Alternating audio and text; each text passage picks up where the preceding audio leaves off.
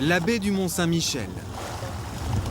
Une mer café au lait, un ciel gris et un grand chef breton à la manœuvre. Olivier Rollinger, 3 étoiles au Michelin, celui que l'on surnomme le cuisinier de la mer, accompagne un pêcheur de la baie. Et ce matin, le poisson est au rendez-vous. Car ici, la mer sait se montrer généreuse. Cette richesse dans la baie, comme ça, c'est le fait que la mer se retire sur plusieurs kilomètres. Ensuite, le soleil va chauffer les sables et les vases. L'eau, lorsqu'elle va remonter sur une toute petite profondeur, en réalité, eh bien, va monter en température. Qui dit température plus élevée, dit plancton plus dense. Et la baie a toujours été très poissonneuse et très... Oui, c'est un don du ciel, quoi. Résultat de la pêche, ces superbes poissons, des bars, ce sont les trésors de cet autre amoureux de la baie, Johan. Donc on va la prendre sur bâbord. Depuis plusieurs années, il les réserve à la cuisine d'Olivier Rollinger. Il y a beaucoup d'affectifs derrière un produit comme celui-là. C'est-à-dire qu'un bar qui va arriver comme ça en cuisine, bah, tout le monde connaît Johan, qui prend des bars super, qui massacre pas, qui observe les dauphins tout l'hiver, qui va rejeter les plus petits. Donc il y a plein d'histoires. C'est pas simplement mettre un produit dans l'assiette, que ce soit un bar, un homard, une laiterie ou quoi que ce soit. C'est tout un pays que l'on met dans l'assiette.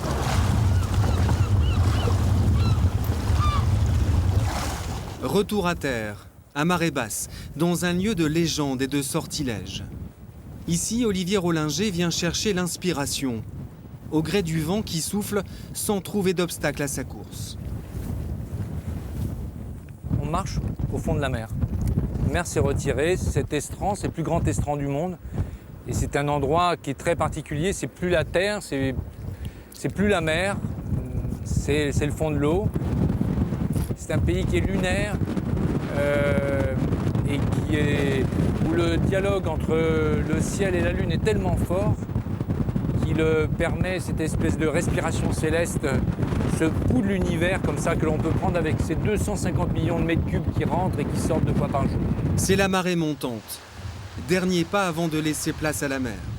Et sur le chemin du retour, rencontre avec un des glaneurs de la baie. Un pêcheur de crevettes grises en pleine course contre les flots.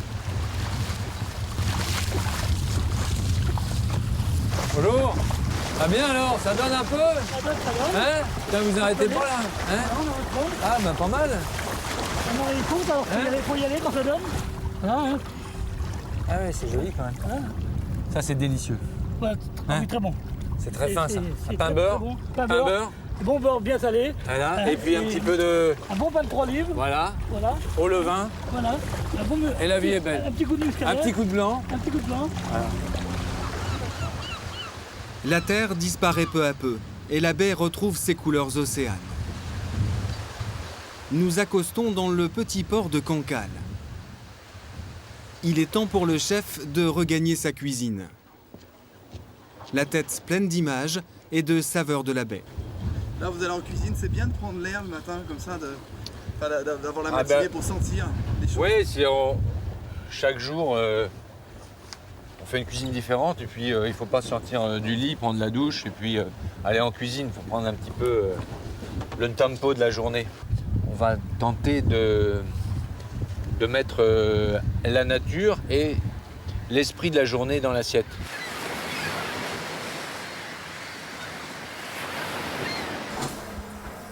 Les voyages culinaires d'Olivier Rollinger commencent dans cet entrepôt. C'est ici qu'il met au point ses mélanges d'épices, dans la tradition de la baie. Car les navires, de retour d'Orient, accostaient à Saint-Malo, les cales pleines de senteurs exotiques. C'est que du voyage ici. En réalité, ça raconte l'ailleurs. En fin de compte, c'est un tout petit endroit comme ça, blotti dans le haut de Cancale, mais toutes les saveurs du monde sont là, je pense. Coriandre de Ceylan, piment de Cayenne, ail séché de Syrie. Ces épices et ces jardins du bout du monde, Olivier Rollinger en a rêvé dès son enfance, car il a grandi au milieu de ce parc dans cette maison remplie de parfums et d'histoires qui aujourd'hui accueille son restaurant. Des demeures bien particulières qu'ici on appelle des malouinières. Une malouinière, c'était des maisons qui étaient construites par les armateurs de Saint-Malo qui gagnaient évidemment beaucoup d'argent. Et ils avaient vraiment envie finalement de se faire construire des maisons à la hauteur de leurs revenus. Donc ils appelaient bien souvent les architectes du roi, les mêmes artisans qu'à Versailles. Et c'était une maison de vacances en réalité, parce que c'était une maison des champs. C'était pour sortir d'intramuros, qui était souvent une puanteur durant l'été. Des malouinières comme celle d'Olivier Rollinger, les armateurs en construisent une centaine au XVIIe siècle. Dans la région, les affaires sont à l'époque florissantes. Leurs navires quittent en effet Saint-Malo pour les mers du Sud. Ils en reviennent chargés de thé, chocolat, épices. Des denrées méconnues et extrêmement prisées, les bénéfices sont énormes. Ces hommes d'affaires se transforment en corsaires en temps de guerre. Ils s'attaquent aux bateaux anglais ou espagnols et pillent leur cargaison. Parmi ces capitaines, un corsaire de légende, Robert Surcouf. Sous l'Empire, il mène la guerre contre les Anglais. Son plus haut fait d'armes, la prise du Kent, au large de Calcutta, le fait entrer dans l'histoire. Et le fantôme de Surcouf hante encore les murs de la malouinière des Rollinger. Originaire de Cancale, le corsaire a passé une partie de son enfance à jouer dans cette maison. Donc ça fait rêver de savoir que Surcouf a finalement partagé les mêmes cachettes que les vôtres, a eu les mêmes parfums, les mêmes impressions, peut-être les mêmes envies. Et puis moi j'ai toujours pensé que peut-être il est revenu recacher un trésor, peut-être ici derrière des boiseries. Et à un moment donné, derrière, là, je croyais qu'il y en avait un pendant très longtemps. Mais bon, finalement, je crois que c'est peut-être un autre trésor que l'on cherche, en fait. Les tables sont dressées. Il est temps pour Olivier Rollinger de retrouver son équipe. Ils sont 14 à se serrer autour des fourneaux et chaque service est une nouvelle régate.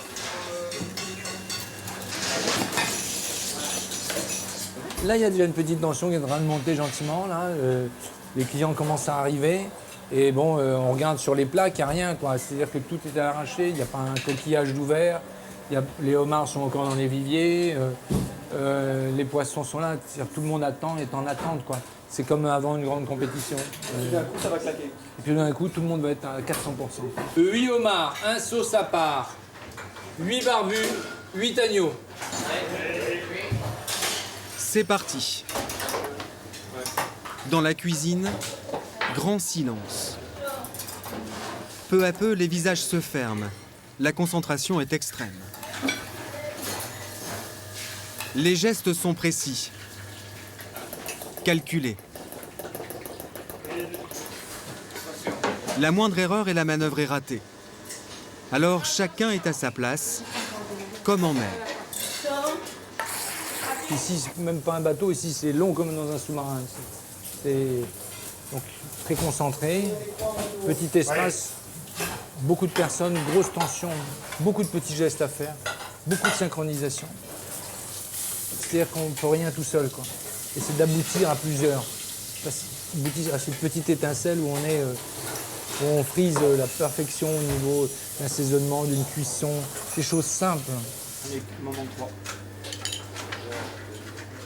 Bar et petits oignons de la côte. Saint-Pierre, retour des Indes. Les assiettes se composent comme des tableaux. Et au final, c'est au chef que revient le privilège de la dernière touche. Il faut y aller, là, s'il vous plaît, là. Vous m'enlevez la 5. Les derniers plats sont emportés. Attention. La tension retombe. Le navire est revenu à bon port. Le 15 décembre prochain, Olivier Rollinger rendra ses étoiles afin de faire partager au plus grand nombre sa passion pour la cuisine, la mer et les épices. Petit matin à Cancale. Direction le potager. Un autre secret d'Olivier Rollinger. Ben vous avez bien avancé là sur le potager là.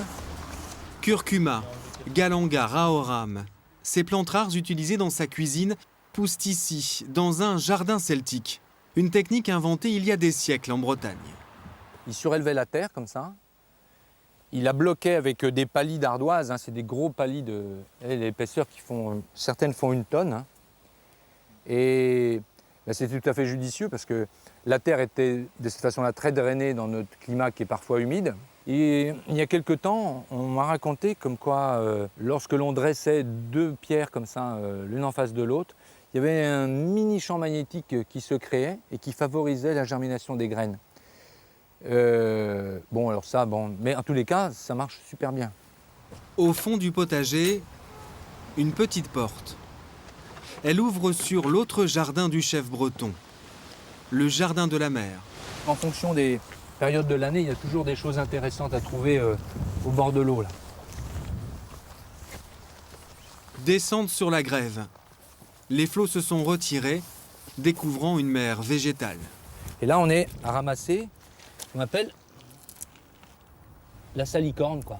Vous voyez, il y en a partout. Tout ça, c'est de la salicorne. Donc ça, c'est une herbe, alors qui est un peu une cousine de la Christ marine, mais la Christ marine, elle est le long des rochers. Ça, la salicorne, elle est un petit peu dans cette terre vaseuse. Alors on peut le tremper juste dans un peu de vinaigre de cidre, comme ça. C'est superbe aussi. Et c'est très sain en même temps. Alors bon, il y en a partout, là.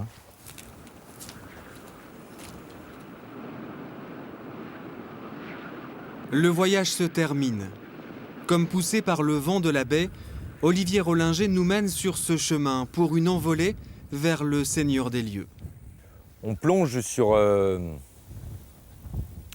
qui est la raison de vivre de cet endroit. Tout tourne autour de cette ascension. Donc, quelle que soit sa croyance, l'endroit ne peut pas laisser insensible. Il fait partie de notre âme, quoi. Alors c'est un tout petit trait, une toute petite pyramide, mais elle traduit finalement l'aspiration de l'humanité sûrement. Mais finalement, c'est beaucoup. On devient tout petit ici. Peut-être un tout petit grain de sable justement de la baie.